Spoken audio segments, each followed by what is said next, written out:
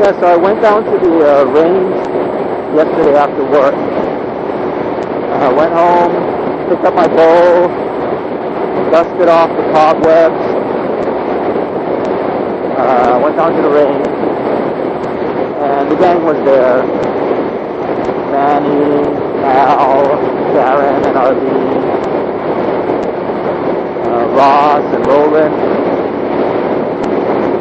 So I figured, oh, okay, I need to brush up. You know, I've been out for about a month.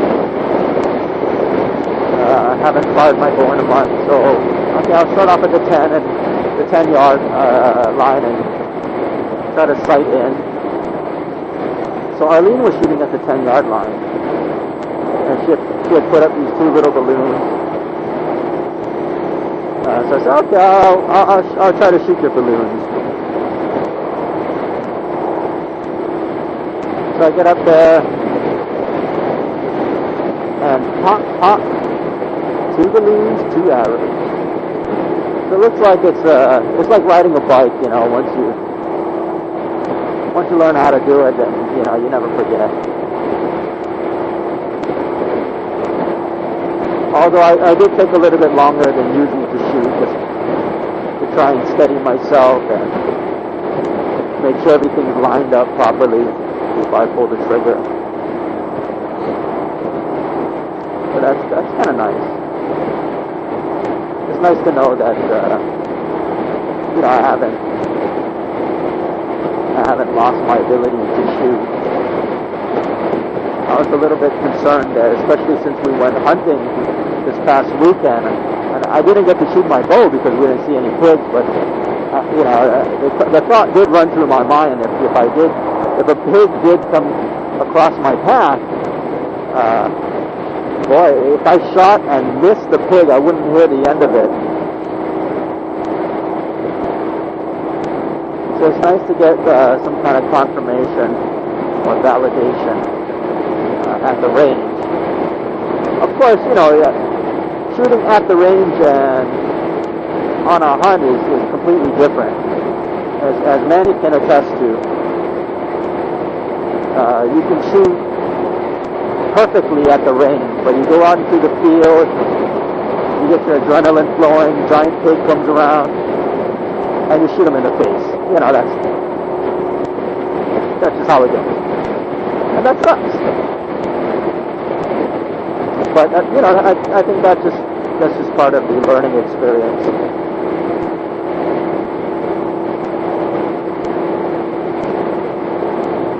Even riding, you know, when I first got my license and I kind of, you know, I took the course, and, you know, the bad thing about the rider safety course is that they never take you on the road, and, you know, I mean, for good reasons. You aren't a licensed rider yet, but they should at least put you in some kind of real world situation,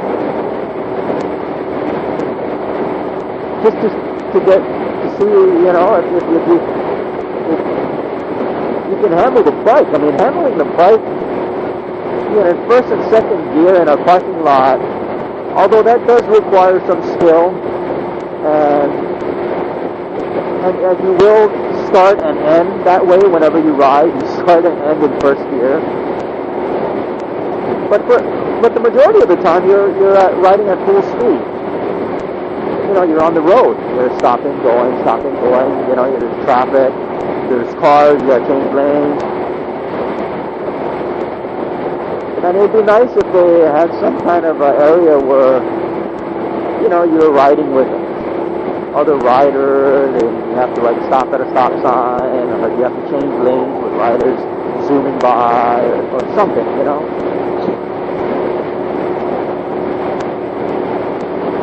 Because some of the people who were in the course, man, although they did pass, it's a scary thought to think that they're going to be on the road, you know, with other vehicles and stuff.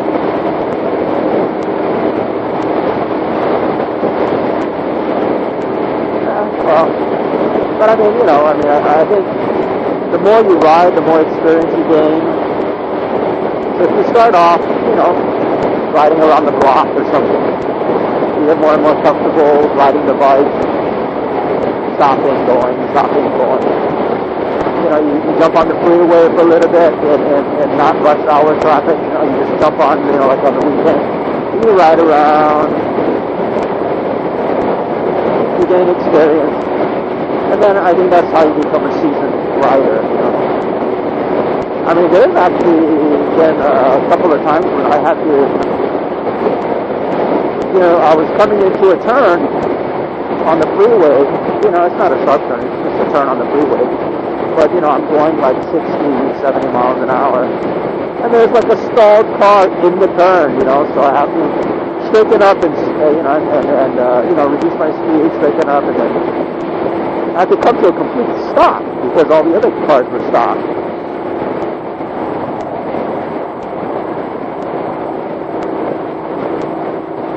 So that kind of things, I think as long as you don't panic and freak out,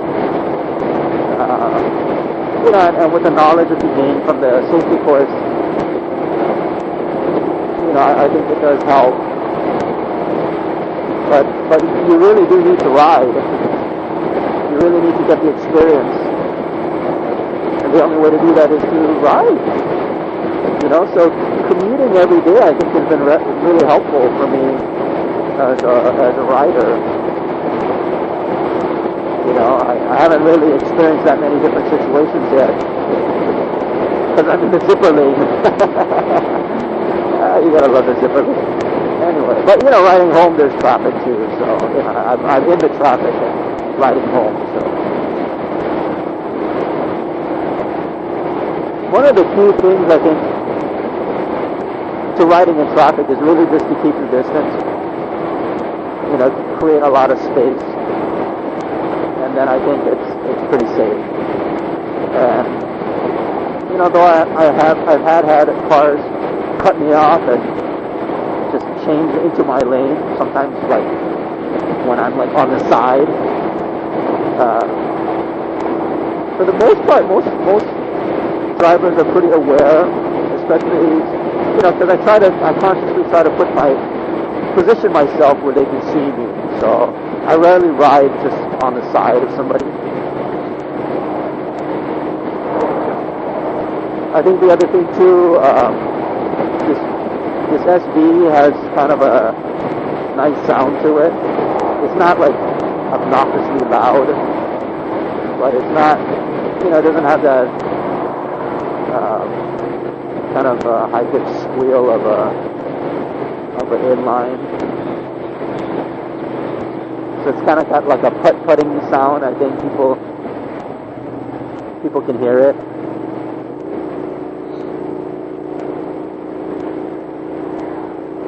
I mean, depending if they have their radio on really loud or not.